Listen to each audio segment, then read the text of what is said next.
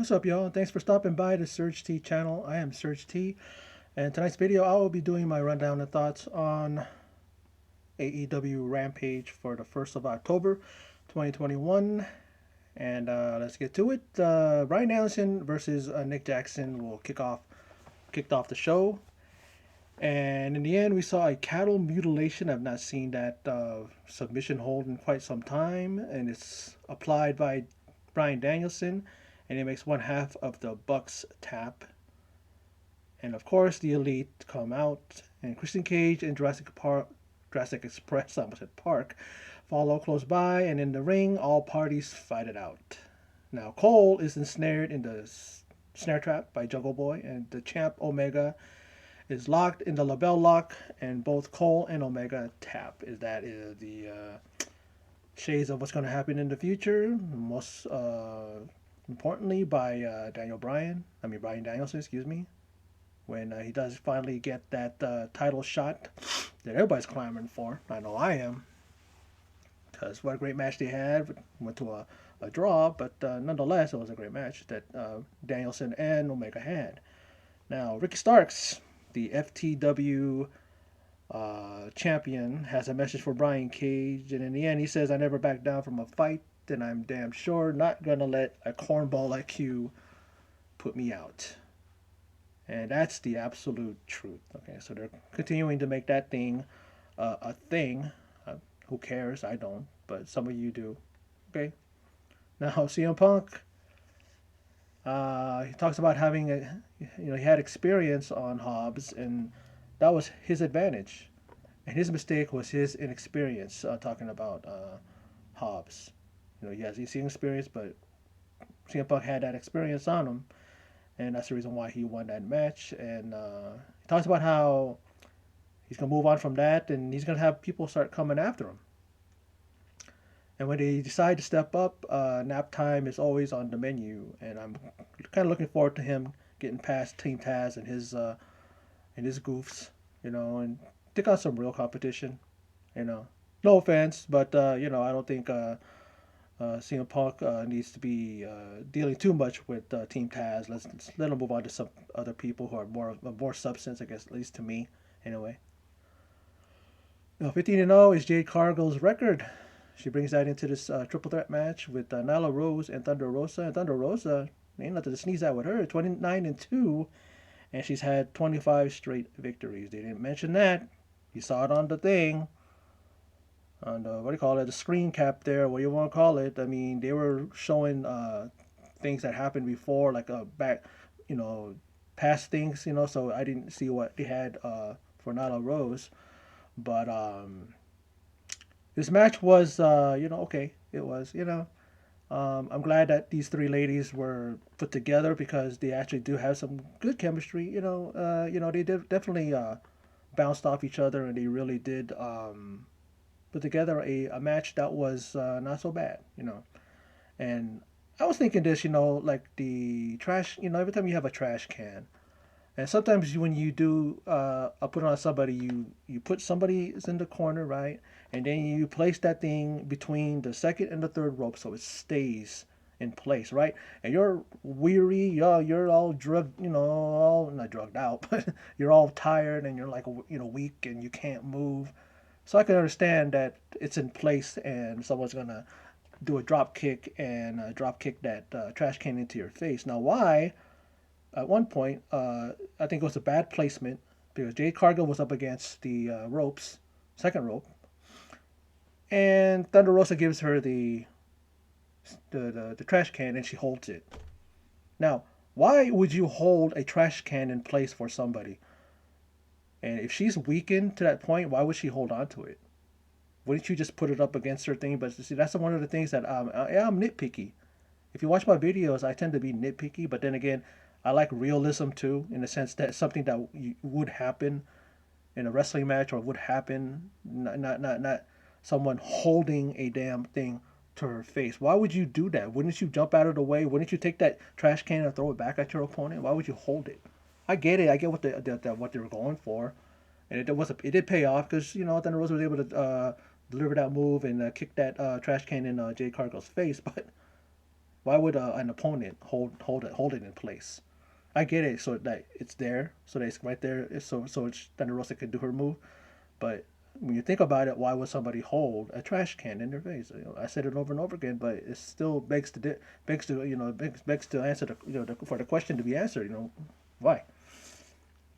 And then we see Nyla. You got to give it to Nyla Rose because she really does.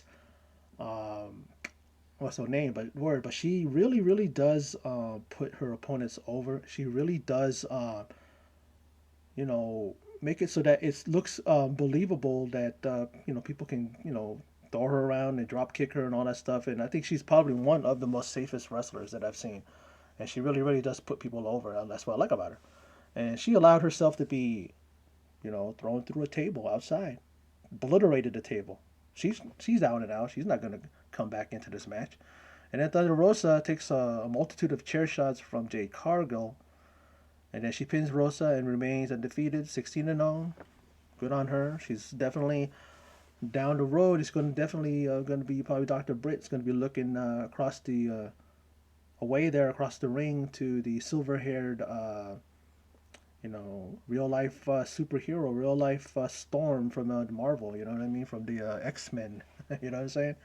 Look good, and she's definitely getting better and better as the time goes by. She's really doing her work, really putting in the hours to continue to look good in the ring and not look green and not look new because she's not hasn't been in the industry that long, but she really does pull it out. She really does pull. What do you call it? She really does pull it out. She really does, make every effort to make her matches believable and that she is that dominant. But then again, she doesn't have to make herself believable. She is dominant, as far as I'm concerned. Anyway, now Malachi Black, he's in a backstage or he's in the stairwell somewhere, and he hopes that the black mist he sprayed at Cody seeps into every fiber of his being and sits there and festers and rots. And I guess he wants him to turn to the dark side. You know what I'm saying? Like he's definitely gone through every but member of the Nightmare family, and he says in the end that he also says there is enough toll, pretty much for all the souls he has yet to be collected by him. So I think the you know what do you call it? What would you call that? But anyway, he looks like Black is going to start collecting souls for tolls soon. So that ferryman is going to be pretty busy when he starts bringing him, souls to take down that scary trip to hell wherever he wants to take him. Because then again, Malachi Black, he'll take you anywhere. You got no choice if he got you at that point.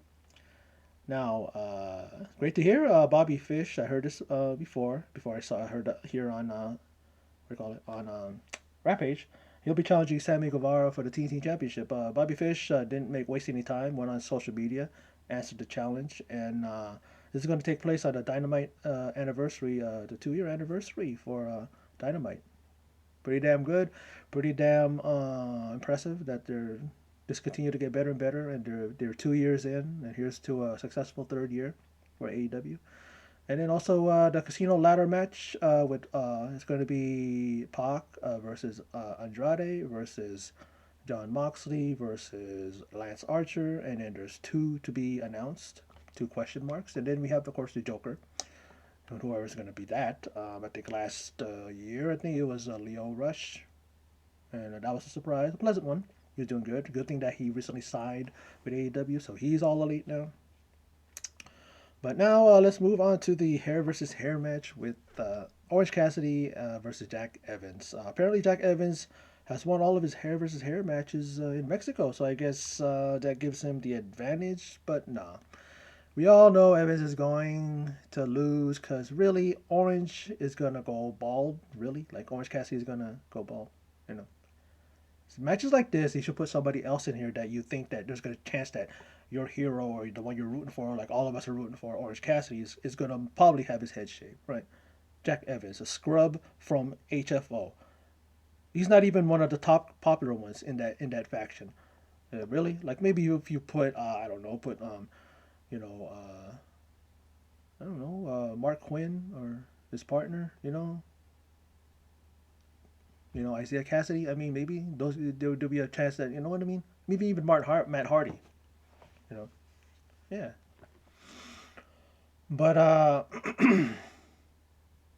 speaking of the freshly squeezed one, a nicely timed orange crush punch, and he lays out Jack Evans and pins him 1, 2, 3. And Evans gets that head cut, and I'm sure soon will be shaved clean. You even see -1 leading the what do you call it, the Dark Order out there when you saw HFO Matt Hardy telling everybody in his crew to go out there, and they had a standoff, and all hell broke loose, and they all got into it, and they all were, and this is a crazy ending, and then in the end we see Wheeler Yuta put a mustache on -1, and then they all do the whole thing what best friends do, and then they all gave him a hug, or they all hugged each other, but -1 was in the middle. And what a way to to this whole week was pretty much dedicated to the late great John Brody Lee. So sad that he's gone. He was one of like my favorites in WWE, and also when he came to AEW, it was like, holy crap, man, he's here, and holy shit, his gimmick is just money, man. It's like really, really just great what he did in the short amount of time that he was in AEW before he passed away. And well, that's my video.